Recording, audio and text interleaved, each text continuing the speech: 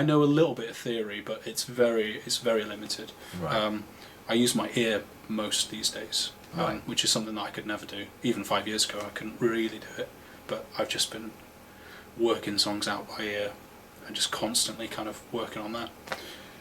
And when you say that, I'm always interested in the detail of that. Is that like down to solos or more like chord progressions, or and here's a real one for you. Yeah, go on, Well, yeah, when you yeah. say you're working it out, Yeah. can you listen to something and go, oh, I know where that is, or do you play around until you go, oh, there it is, I got it? Bit of both. Right, A bit of nice, both. A bit okay. of both. Yeah, I kind of find chord progressions harder to work out. Some Right. people find chord progressions easier, Right. but because I don't necessarily know which chords are in a key, Right. like just knowing Instantly, it instantly, yeah, right. I can kind of then I kind of sometimes get a bit stuck. I've literally learnt a whole like a sax solo on Right. guitar by just Transcribing it. by sitting there, By listening to it. by listening to it. Wow, yeah, okay. Slowing it down to like not quarter speed, half speed, or Right. and then just slowly finding the notes. I mean, it took hours.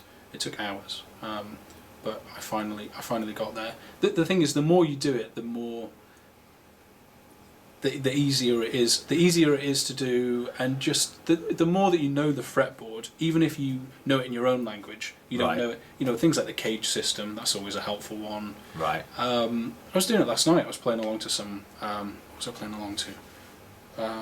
Raikuda. I was playing along to some Raikuda, and I could Right. see where he was. He had a capo on the 4th, 5th fret, and I know that he plays in either open G or open D. So I Right. picked open D, put the capo on, strummed the first note, and I was like, oh yeah, that's what he's That's playing. where we're at, right. And he was just going between two chords. Right. And so I just kind of found those two, and I kind of could, and because I was watching a live version of him, I was kind of finding these things. But because I kind of know a little bit about open D slide tuning, because I mess around with it sometimes, I kind of know the rules, if that makes Right. sense. You Yeah, know? yeah. So yeah, I could definitely brush up on my knowledge, but sometimes I don't know. It's good to have a balance of both. It's good to just kind of go your own way with it, but it's also a good thing to kind of brush up, you know, the technical stuff. The only thing I'm learning about music theory is the more I learn about it, the more I see there is to learn.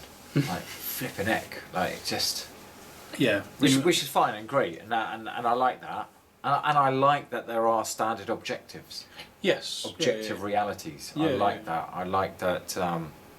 Yes, music is free and it's creative and all that sort of jazz, and that's totally cool. And I like that, and I get that, and I get all that. Do whatever you want, man. But I also get, but there are keys. Yeah. And there is being in tune. Yeah. And there is either you're playing the melody right or you're not. Yes, or you're playing jazz, I suppose. Yeah. Yeah. I mean, I don't know. I really try and take the wisdom of just people that have lived before me. I mean, in everything, but obviously in music players, you know, the classic example of something that you kind of just said is playing something that's slightly out of key. The Miles Davis thing was, if you play something wrong, do it again. When you do it again, it kind of it sounds like you're trying to do it, and then and then the third one, if you do it right, then it just sounds like, you know, a riff. It sounds like you meant to do it. Sometimes, you know, leaning into a big mistake, missing big. That's another one that I've heard. You know, if you're going to miss big. Right. You know, like if you're going to clang on the guitar, clang right on it. You really clang it. Make it a thing. Instead of being nervous about it.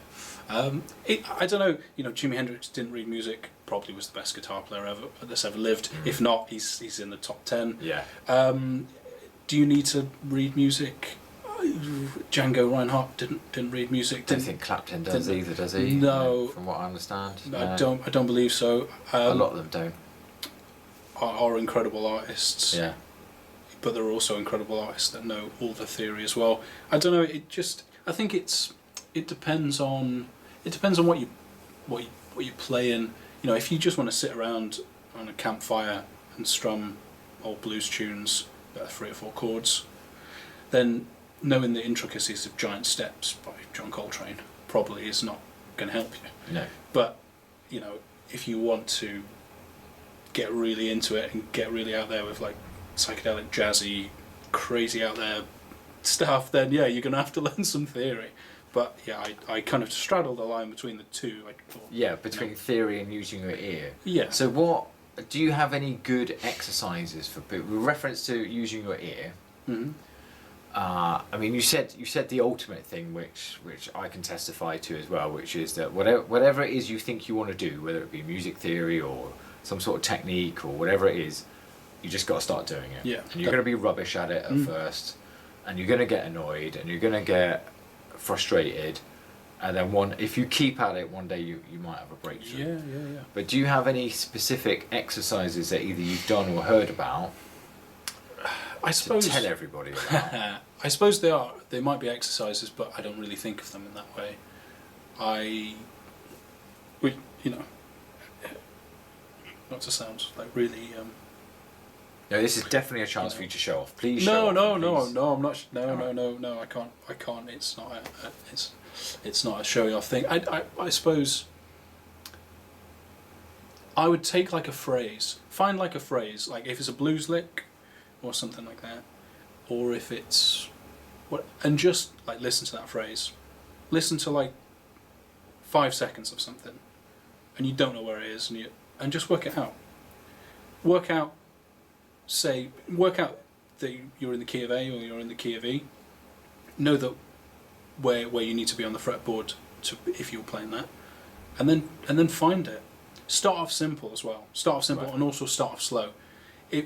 Don't start off with like Charlie Christian at 1,000,000 miles an hour, Or Yngwie Malmsteen. or Yngwie Malmsteen or something. C5 And then like no, don't do that. Start off with like Muddy Waters or something. Right. Something like chugging along at like a nice pace, and then you can go on YouTube and slow it down a little bit, and then just work out like a bit of it, and like, oh, okay, that kind of makes sense. Giving context to the rest of it. Most blues, or a lot of blues, is 12 bar.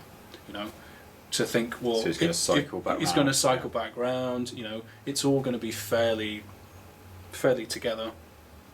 Yeah, definitely slowing things down. That's the big one. I do a little.